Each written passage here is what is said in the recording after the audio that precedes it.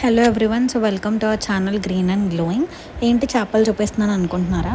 మొన్న మనం పెట్టిన చేపల పులుసు వీడియోకి బాగా రీచ్ వచ్చింది కాబట్టి ఈరోజు మనం చేపల కూర ఎలా చేసుకోవాలో చూద్దాం. ఫస్ట్గా స్టవ్ ఆన్ చేసుకుని ఒక గిన్నె పెట్టుకొని దాంట్లో కొంచెం ఆయిల్ యాడ్ చేసుకోండి.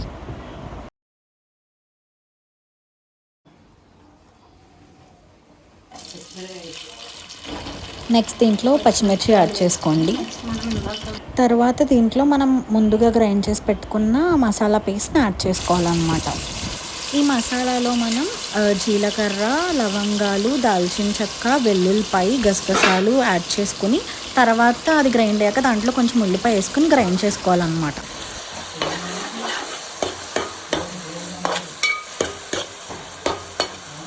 ఇది బాగా ఫ్రై అవ్వనివ్వాలి.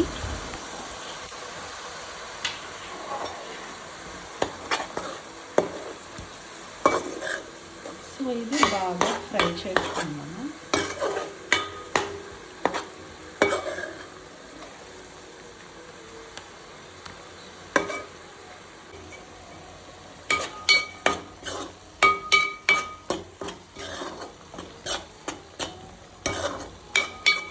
బాగా కలుపుకుంటూ ఉండండి.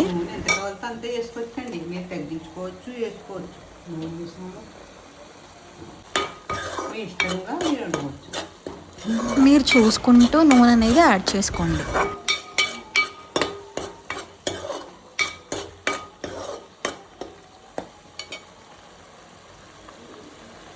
కలర్ చేంజ్ అయ్యే వరకు దాన్ని మనం ఫ్రై చేసుకుంటూ ఉండాలి, కలుపుకుంటూ.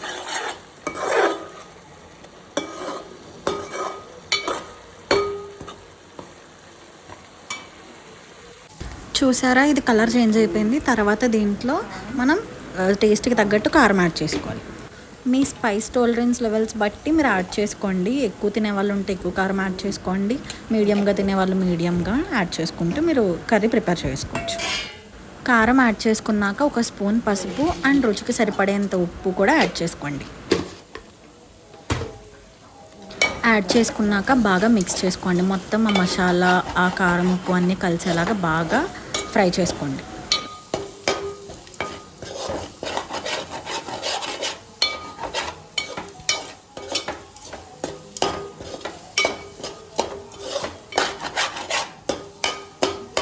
ఆ మసాలా బాగా ఫ్రై అయ్యాక దాంట్లో మనం కట్ చేసుకున్న ఫిష్ పీసెస్ అనేవి యాడ్ చేసుకోవాలి.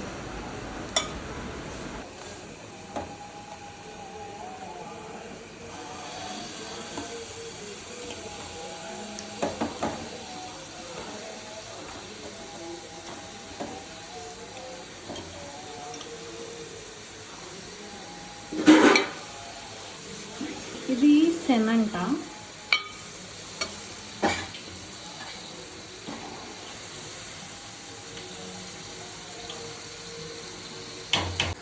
నెక్స్ట్ ఒక స్పూన్ తీసుకొని ఆ చేప పీసెస్కి మసాలా అంతా పట్టేలాగా బాగా కలుపుకోండి. కానీ కలుపుకునేటప్పుడు జాగ్రత్త, మనం కలుపుతున్నప్పుడు ఆ చేప ముక్క అనేది విరిగిపోకుండా స్లోగా కలుపుకోండి.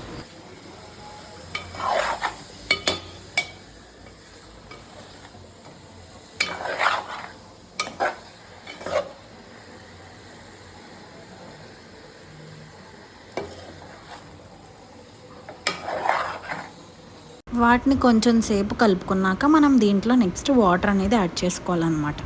సో దీంట్లో కూడా వాటర్ యాడ్ చేసుకునేటప్పుడు ఏంటంటే మీ కన్సిస్టెన్సీ బట్టి, అంటే మీకు గ్రేవీలా కావాలా, కొంచెం పులుసులా కావాలా, బాగా దగ్గరికి కావాలా, దాన్ని బట్టి మీరు వాటర్ అనేది యాడ్ చేసుకోవచ్చు అనమాట.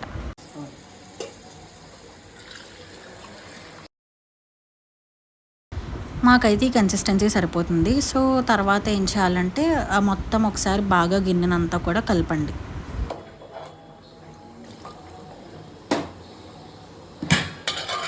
దగ్గర పడే వరకు మనము దీన్ని అలా వదిలేయాలి కాసేపు.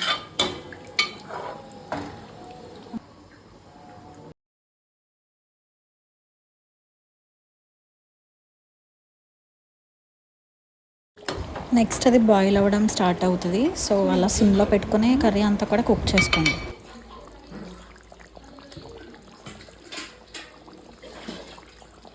దగ్గరకు వచ్చేసింది అనమాట. సో కూర దగ్గర పడిపోయాక కూరలో ఉన్న ఆయిల్ అంతా కూడా పైకి తేలిపోద్ది అనమాట. సో ఆయిల్ పైకి తేలిపోయిందంటే మన కూర రెడీ అయిపోయినట్టే. తర్వాత స్టవ్ ఆఫ్ చేసేసుకోవాలి. మేమైతే ఈ గ్రేవీ కన్సిస్టెన్సీతో చేసుకుంటాం ఫిష్ కర్రీ. మీరు ఎలా చేసుకుంటారో మాకు కమెంట్స్లో చెప్పండి.